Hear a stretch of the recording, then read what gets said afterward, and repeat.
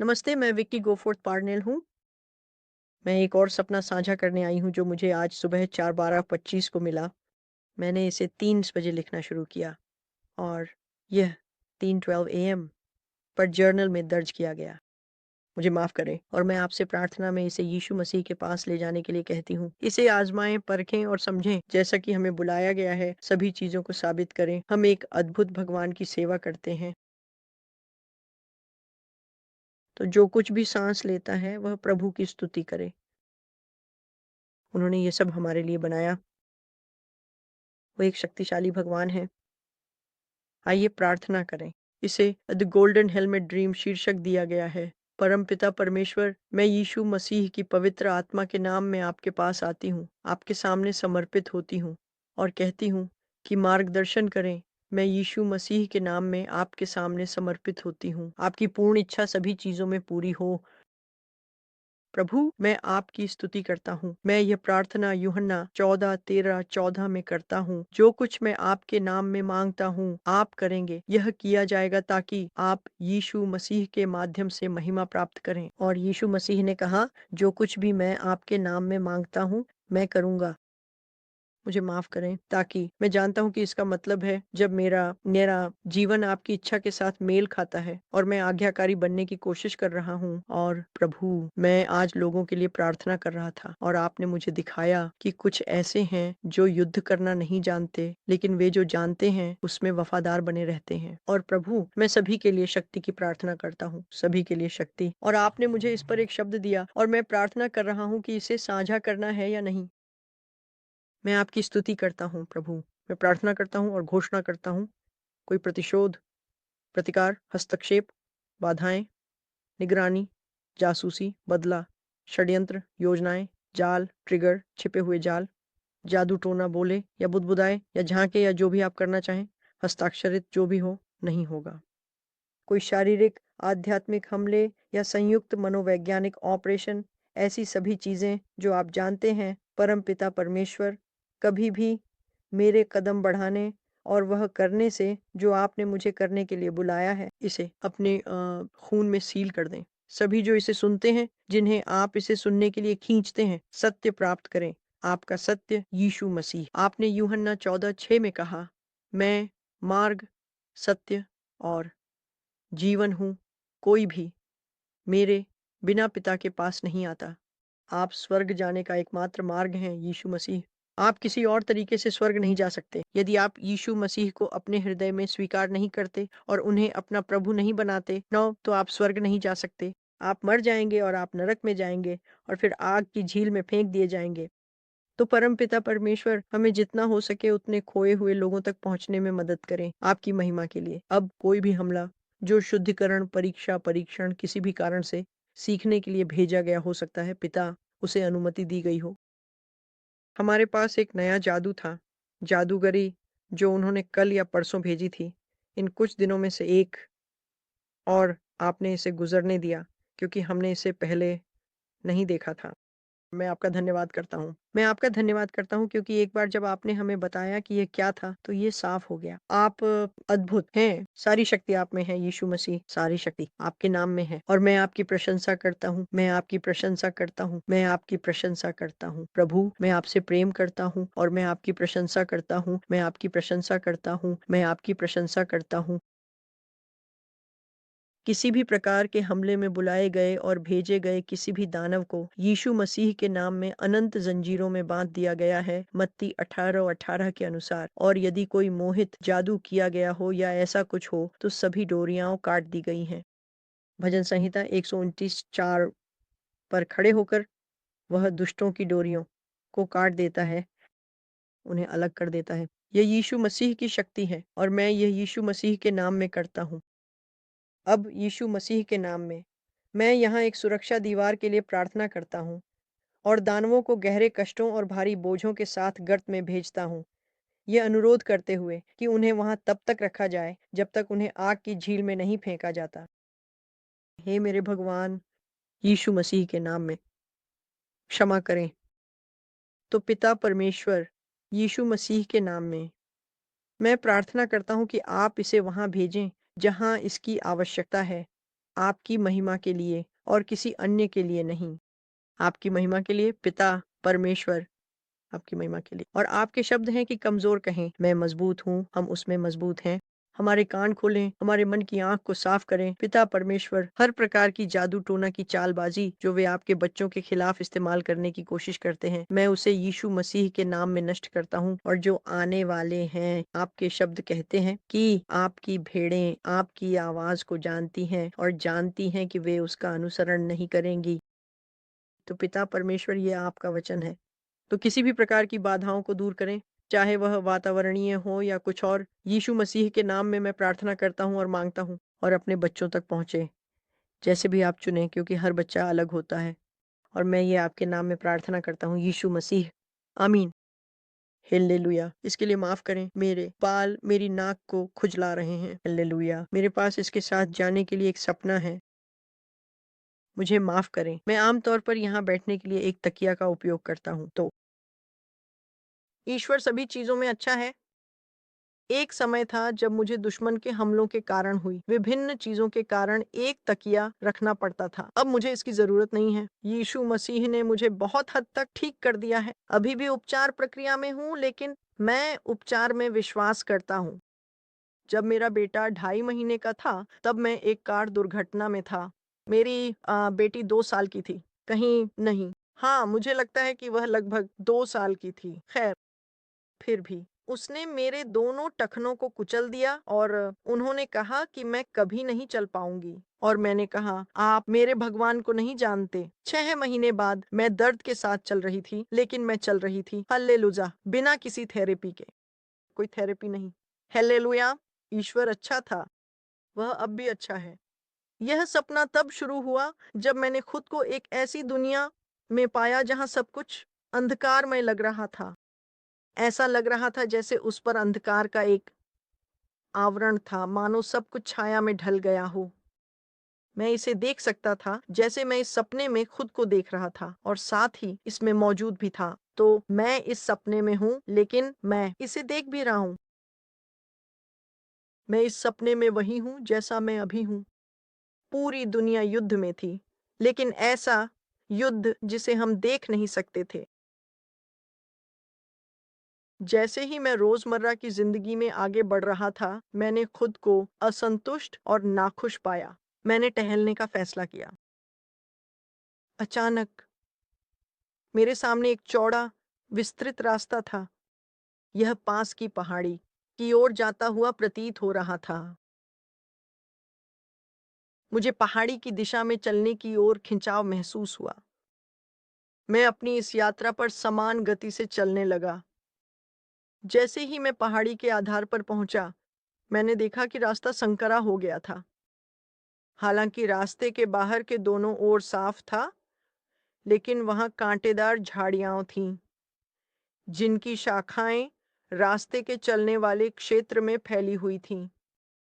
हालांकि वे खुद रास्ते का हिस्सा नहीं थे, लेकिन कांटे ऐसे अवरोधक थे जो आसानी से किसी को हतोत्साहित कर सकते थे, जो यह विचार पसंद नहीं करता था कि पहाड़ी के शीर्ष पर क्या है, यह देखने के लिए कांटों के विरोध से गुजरने के लिए काम करना पड़े।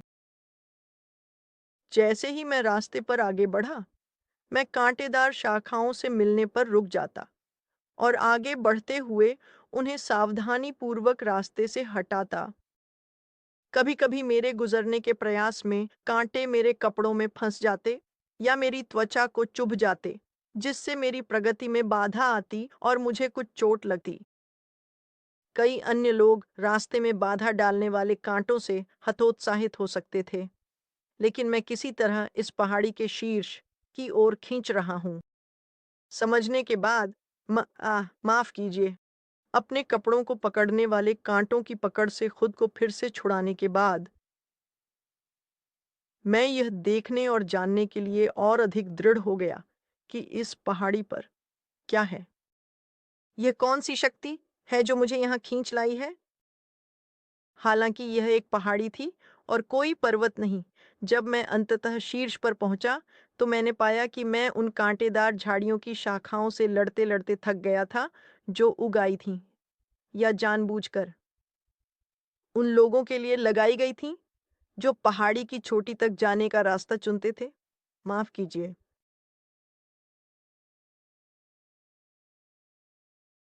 धन्यवाद प्रभु, धन्यवाद प्रभु, धन्यवाद प्रभु। पानी नहीं।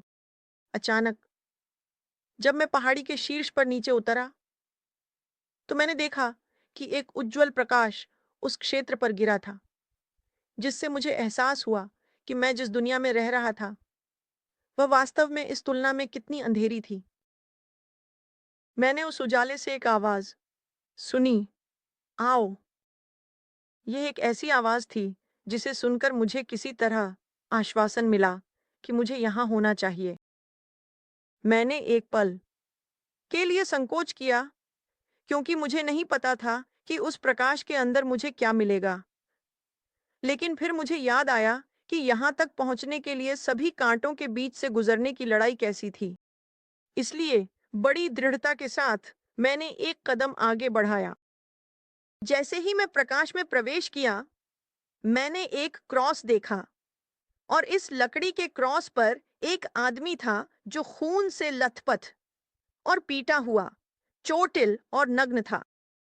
जो मैंने देखा उससे मैं भयभीत हो गया, जब तक कि मैंने उस आदमी की आंखों में नहीं देखा जो इस क्रॉस पर क्रूस पर चढ़ाया गया था।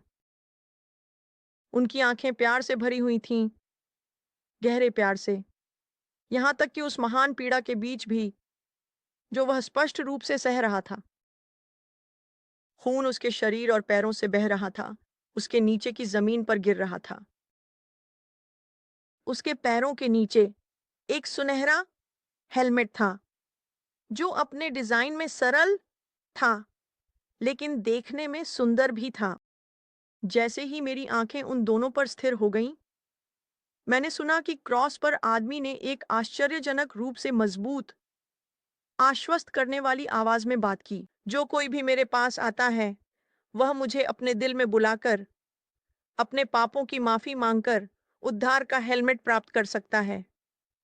मेरा खून जो मैं बहा रहा हूं, तुम्हें साफ कर देगा, यदि तुम मुझे अपने दिल में प्रभु और उद्धारकर्ता के रूप में स्वीकार करोगे। जो कोई भी इस सब को स्वीकार करेगा। मैं क्रॉस पर आदमी और चमकते हुए सोने के हेलमेट की ओर खींचता हुआ पास चला गया। मैं कुछ फीट दूर रुक गया, यह देखते हुए कि यह आदमी कितना कष्ट और दर्द में है। तुम वही आवाज हो जो अंधेरे में मुझे पुकार रही थी, मैंने जल्दी से कहा। मैं इसे पहचानता हूं, लेकिन क्यों? मैंने पूछा, फिर जारी रखा। और तुम मुझे सोने का हेलमेट क्यों देना चाहोगे? यह मेरी कैसे मदद करेगा? मैंने पूछा, यह महसूस करते हुए कि यह कोई साधारण हेलमेट नहीं है। मैंने तुम्हें पुकारा है, जैसे मैं सभी मानव जाति को पुकारता हूँ, लेकिन कई लोग आने से इनकार करते हैं, कई कारणों से, और केवल वे कांटे नहीं जो दिखे। माफ करना, जो तुम्हारी प्रगति को धीमा और बाधित करते हैं। जब तुम इस पहाड़ी पर चढ़े जहां मैं हूं, उसने कहा। ये कौन सी पहाड़ी है? मैंने उससे जवाब में पूछा। इसे गोलगोथा, वापा या कैलवरी कहा जाता है। तुम इस सोने के उद्धार के हेलमेट, प्रकाश के हेलमेट को प्राप्त कर सकते हो, लेकिन इससे भी महत्वपूर्ण बात यह है कि मेरे उद्धार के उपहार को स्वीकार करके मैं तुम्हारी आत्मा को मुक्त और बचा लूंगा। मैं तुम्हें अपने राज्य, पिता के राज्य, प्रकाश के राज्य का हिस्सा बना दूंगा। मेरे चेहरे पर आंसू बहने लगे जब मैंने कांपती आवाज में कहा, क्या आप यह सब मेरे लिए करेंगे? हमारी दुनिया अंधकार में डूबी हुई है, एक भारीपन जो मुझे इसके बोझ से जकड़ा हुआ महसूस कराता है। क्या आप मुझे इस बोझ से मुक्त कर सकते हैं? मैंने पूछा। क्रूज पर लटका व्यक्ति अपनी सारी पीड़ा में मुझ पर मुस्कुराने में कामयाब रहा और कहा, ये वे चीजें हैं जो आप उठाए हुए हैं, साथ ही उस दुनिया के राज्य की पापपूर्ण प्रकृति की जागरूकता भी जिसमें आप रहते हैं। इसे अंधकार का राज्य कहा जाता है। उसने एक मजबूत, प्रेमपूर्ण आवाज में कहा। मैं अब अंधकार का हिस्सा नहीं बनना चाहता। मुझे क्या करना चाहिए? मैंने उससे ईमानदारी से पूछा, अभी भी रोते हुए जब मैंने बात की। मुझसे अपने पापों की माफी मांगो। मुझसे, यीशु मसीह से, उन्हें धोने के लिए कहो। मुझे अपने हृदय में अपने प्रभु के रूप में स्वीकार करो। फिर दूसरों से यह स्वीकार करो कि मैं तुम्हारे लिए यह हूँ और तुम अब अंधकार के दुष्ट राज्य का हिस्सा नहीं रहोगे, बल्कि प्रकाश का। मैं करता हूँ, मैंने रोते हुए कहा, मैं करता हूँ यीशु मसीह, आपको अपने हृदय में अपने प्रभु के रूप में स्वीकार करता हूँ। मुझे साफ कर दो और यह बोझ मुझसे हटा दो। जैसे ही मैं अपने घुटनों पर गिर पड़ा, बेटी, उन्होंने मुझे पुकारा, उद्धार का हेलमेट उठाओ और इसे पहन लो, क्योंकि मैंने तुम्हें अपने खून से मुक्त कर दिया है। तुम्हारा कर्ज पूरी तरह से चुका दिया गया है। अचानक मुझे आजादी महसूस हुई। वजन मुझसे हट गया था और मेरे दुख के आंसू खुशी के आंसुओं में बदल गए। मैंने उद्धार का सुनहरा हेलमेट उठाया और पूछा, आप मेरे लिए इतनी कीमत क्यों चुकाएंगे? मुझे माफ करें। धन्यवाद प्रभु, क्योंकि मैं प्रेम हूं। उनका सरल उत्तर आया। फिर उन्होंने कहा, इसे अपने सिर पर रखो बेटी, और इसे कभी मत हटाना। अब तुम प्रकाश के राज्य, मेरे पिता के राज्य का हिस्सा हो। मैंने अपने सिर पर हल्का उद्धार का हेलमेट रखा। ये ऐसा फिट हुआ जैसे मेरे लिए ही बना हो। तुरंत मुझे इस सुनहरे उद्धार के हेलमेट से ऐसा महसूस हुआ जैसे मेरा पूरा शरीर, मेरा पूरा अस्तित्व एक हल्के वस्त्र से ढक गया हो। मैंने उन्हें क्रॉस से कहते सुना, मैं तुम्हें अपनी धार्मिकता और उद्धार का वस्त्र देता हूँ। सुनहरा हेलमेट तुम्हें सत्य की ओर ले जाएगा, क्योंकि मैं सत्य हूँ। इस हेलमेट में मेरे नाम के माध्यम से तुम्हें सुरक्षा देने की शक्ति है। जो उद्धार तुमने प्राप्त किया है, वह तुम्हारे मन की रक्षा करने में मदद करेगा। तुम्हें अंधकार के राज्य के सभी हमलों के खिलाफ बचाव करने की क्षमता देगा। यह तुम्हें मेरे एक के रूप में पहचानता है, प्रकाश के राज्य के एक के रूप में, गीयू, जिससे तुम अंधकार के राज्य से संबंधित बाकी दुनिया से अलग हो जाते हो, क्योंकि मैंने तुम्हें मुझ में नया बनाया है। तुम्हारे पास मेरा शुद्ध मन है, जिसमें अब दुश्मन के खिलाफ लड़ाई के दौरान तुम मेरी मदद से स्पष्ट और तार्किक रूप से सोचने में सक्षम होंगे। उन्होंने एक आनंदित आवाज में कहा, भले ही वह अभी भी इस क्रॉस पर लटके हुए थे, मानव जाति की आत्माओं के लिए अपना खून बहा रहे थे। उन्होंने फिर से कहा, यह उद्धार का हेलमेट तुम्हें व्यर्थ शब्दों और अपमानों से आहत होने से बचाएगा, क्योंकि तुम क्षमा करना और मुझे खोजना सीखोगे। जब तुम्हें अंधकार की दुनिया में रहने वालों द्वारा चोट पहुंचाई जाएगी, मुझे माफ करें, यह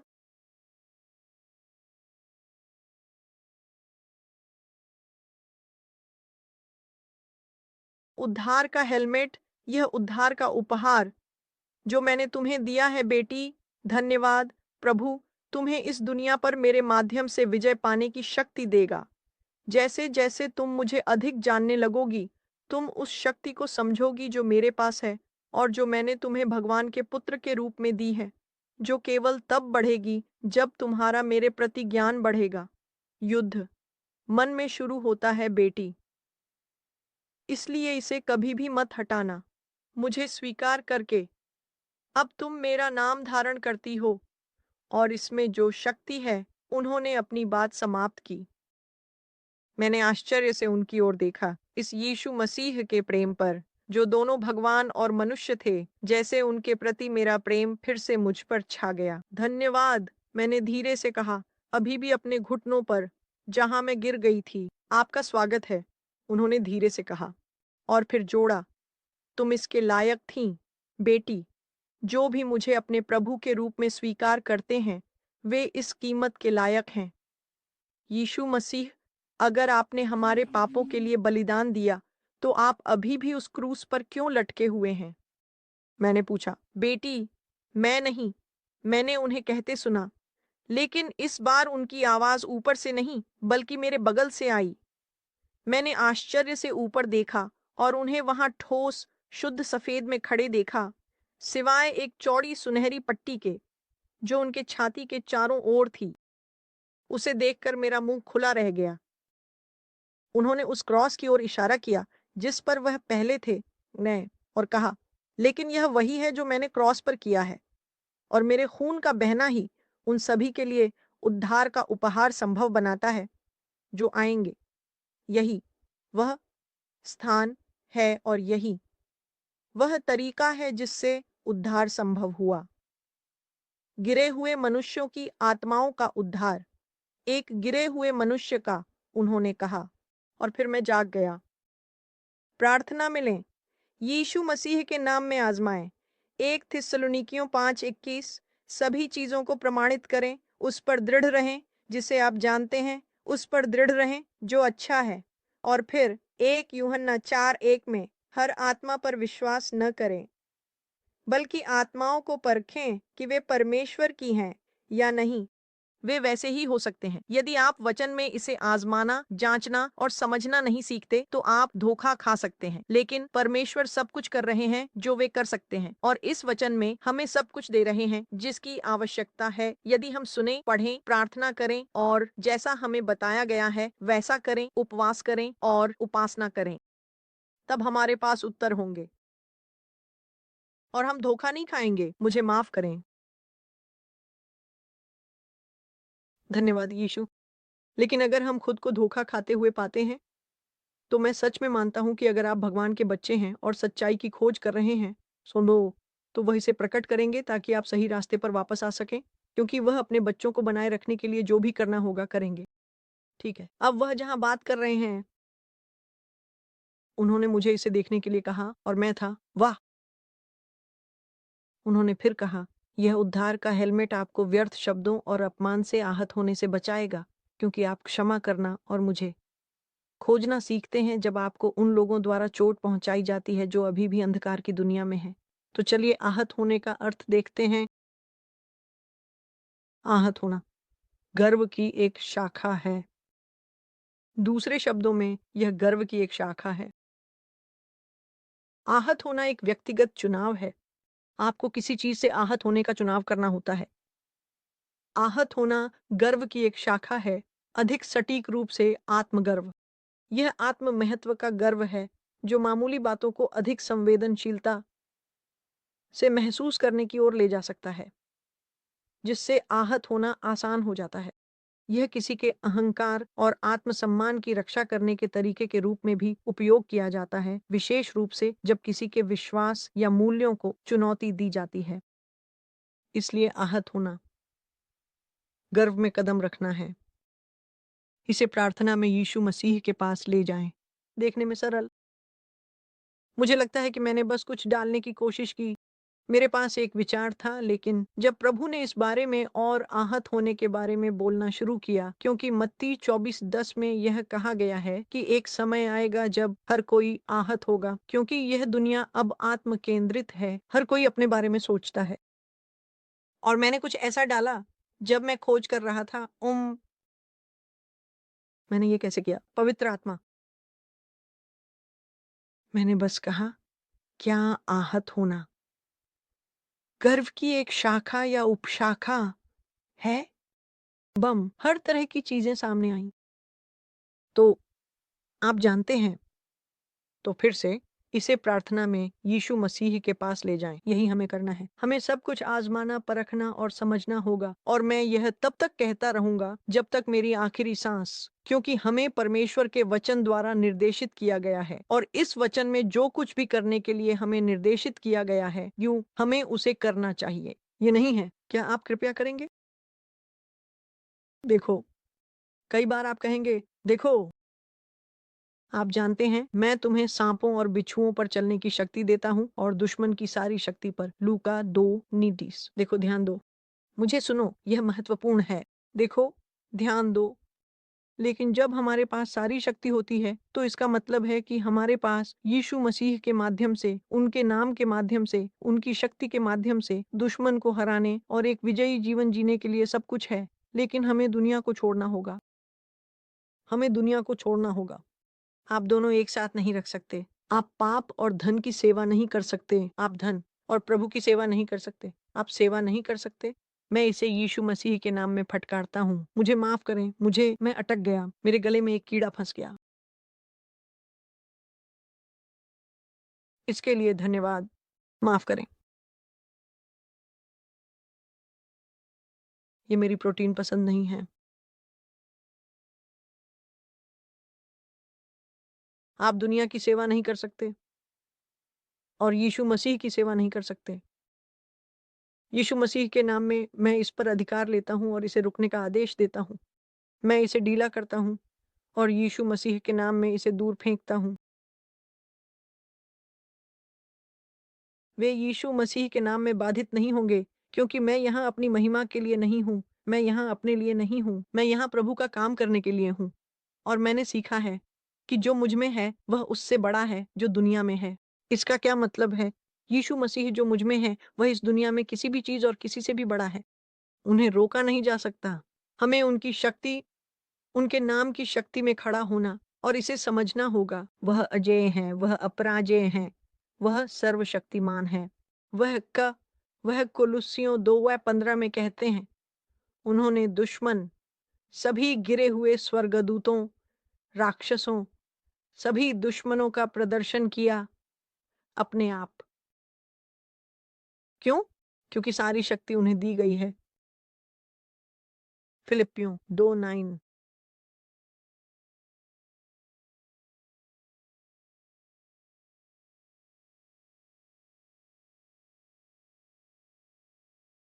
मैंने इसे ज़ोर से पढ़ा नहीं है? हम नीचे जाएँगे। 9 से 11 तक। इसलिए परमेश्वर ने भी उसे अत्यधिक महिमा दी है और उसे वह नाम दिया है जो हर नाम से ऊपर है, ताकि यीशु के नाम पर हर घुटना टेक दे, चाहे वह स्वर्ग में हो, पृथ्वी पर हो या पृथ्वी के नीचे हो, और हर जीभ यह स्वीकार करे कि यीशु मसीह प्रभु हैं, परमेश्वर पिता की महिमा के लिए। इसका मतलब है कि वे यीशु मसीह को स्वीकार करने में सक्षम होंगे और उन्हें स्वीकार करना होगा। उन्हें झुकने के लिए मजबूर किया जाएगा। उन्हें झुकने के लिए मजबूर किया जाएगा और यह स्वीकार करना होगा कि वह सबके प्रभु हैं। ये उनकी व्यक्तिगत घोषणा नहीं है। उन्हें आदेश दिया गया है, उन्हें करना होगा। कोई रास्ता नहीं है, इसे करना ही होगा। तो आप किसकी सेवा करना चाहते हैं? हारने वालों की, लुलू और उसका राज्य, अंधकार का राज्य, या आप यीशु मसीह की सेवा करना चाहते हैं जिन्होंने सब कुछ पर विजय प्राप्त की, जो सभी के लिए क्रूस पर मरने के लिए पर्याप्त मनुष्य थे और फिर भी भगवान बने रहे, इसे करने के लिए पर्याप्त विनम्र, क्योंकि वह प्रेम है। लेकिन वह एक धर्मी न्यायाधीश भी हैं और दुष्ट उनके क्रोध को महसूस करेंगे, और ये केवल आपके चुनाव से है कि आप नर्क में समाप्त होते हैं। ये उनकी इच्छा नहीं है कि कोई नष्ट हो। यीशु मसीह और पिता परमेश्वर ने सब कुछ किया है ताकि आप स्वतंत्र हो सकें। यदि आप उद्धार चुनते हैं, यदि आप चुनते हैं,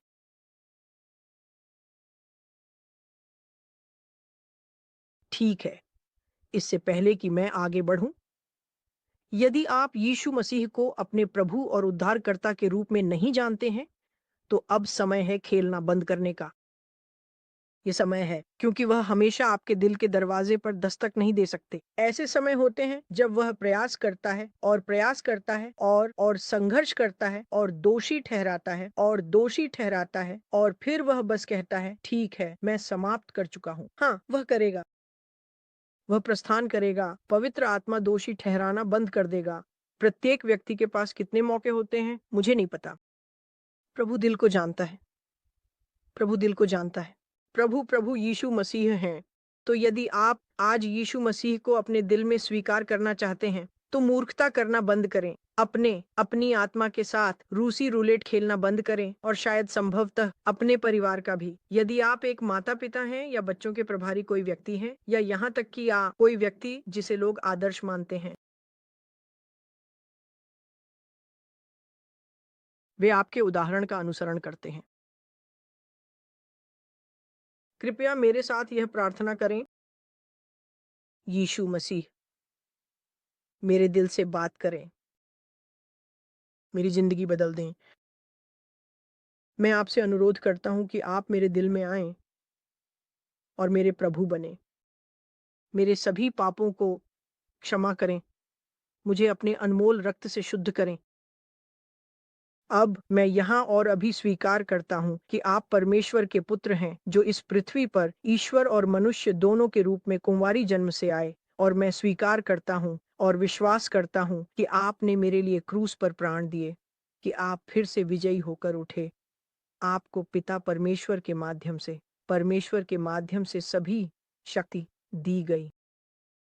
मैं आपको स्वीकार करता हूँ और आपको अपना प्रभु घोषित करता हूँ। यह खुला स्वीकार यहाँ अभी परमेश्वर और मनुष्यों के सामने यीशु मसीह के नाम में करता हूँ, क्योंकि जो कोई भी प्रभु प्रभु यीशु मसीह के नाम को पुकारेगा, वह बचाया जाएगा। आमीन। अब मैं आपको सलाह देता हूँ, आप एक हार्ड कॉपी बाइबल लें। मेरे पास केजेवी है, लेकिन आप प्रार्थना करें और यीशु मसीह से मांगें। आप यीशु मसीह के नाम में प्रार्थना करना चाहते हैं, जहाँ सारी शक्ति निहित है, जो पवित्र आत्मा के माध्यम से सिखाएंगे और मार्गदर्शन करेंगे। उससे प्रार्थना करें कि वह आपको सही दिशा दिखाए, क्योंकि जब आप प्रार्थना करते हैं, खोजते हैं और पढ़ना शुरू करते हैं या सुनते हैं, तो सत्य स्वर्ग से नीचे आएगा, क्योंकि यह कहा गया है, हे प्रभु, आपका वचन स्वर्ग में सदा के लिए स्थिर है। और यह यूहन्ना 1 में कहा गया है, 1:1। और यूहन्ना 14 में यीशु मसीह वह वचन है जो मांस में बदल गया। इसके लिए प्रार्थना करें, इसे प्रार्थना में यीशु मसीह के पास ले जाएं। अब जो चित्र मैंने बनाया, जैसा कि मैंने कहा, वह एक साधारण हेलमेट है। यह किसी विशेष व्यक्ति का नहीं है, बस एक चेहरा है। साधारण हेलमेट, लेकिन बात यह है कि हेलमेट अच्छी तरह से फिट होता है, लेकिन तंग नहीं होता। और ये, खैर, इसे गिराना मुश्किल होगा जिस तरह से ये बनाया गया है। लेकिन अब अगर आप पाप करने का चुनाव करते हैं, तो पश्चाताप न करें। खैर, अपने प्रभु से पूछें, क्योंकि मुझे ठीक-ठीक नहीं पता कि सब क्या होता है और सब कुछ। मुझे बस इतना पता है कि कोई पाप स्वर्ग में प्रवेश नहीं करेगा। पाप आपको प्रभु से अलग करता है। हाँ, यह आपको भगवान से अलग करता है, लेकिन कई जगहें हैं। मूसा ने कहा, अगर ये लोग इस्राएल के बच्चों के बारे में बात करते हुए जिन्होंने पाप किया, अगर आप उन्हें नष्ट करने जा रहे हैं, तो मेरी किताब से मेरा नाम हटा दें। यह कहता है, जिसका नाम मेमने की जीवन की पुस्तक में नहीं पाया गया, वह प्रवेश नहीं करेगा। और यह कहता है कि कोई व्यभिचारी, कोई चुगलखोर, कोई स्त्रीलिंग नहीं, ये इन चीजों का नाम लेता है। तो अगर आपने यीशु मसीह को अपने दिल में स्वीकार किया है, लेकिन आप ये चीजें कर रहे हैं, तो आपको पश्चाताप करने की आवश्यकता है, क्योंकि वह कहता है कि ऐसे लोग स्वर्ग में प्रवेश नहीं करेंगे। कोई अपवाद नहीं, ये पाप है। पाप फिर से स्वर्ग में प्रवेश नहीं करेगा। उसने लूसीफर और गिरे हुए स्वर्गदूत लुलू को स्वर्ग से बाहर निकाल दिया, और उन्हें अब वहां अनुमति नहीं है, सिवाय बाहरी प्रांगणों में, मेरी समझ के अनुसार। और ऐसा इसलिए है क्योंकि उनके पास अभी भी एक अधिकार था, खैर, कभी कभी एक भाई पर आरोप लगाने का। और इसलिए एक बार फिर यह स्वर्णिम हेलमेट है, मुक्ति का हेलमेट, जो मैंने अपने सपने में देखा। बहुत साधारण लेकिन सुंदर। यह चमकता था, ये चमकता है। और जब आप इसे पहनते हैं, तो ये आत्मा के क्षेत्र में ऐसा होता है, आप चमकते हैं। आपके पास है, ये परमेश्वर की धार्मिकता है, परमेश्वर की महिमा है। ठीक है।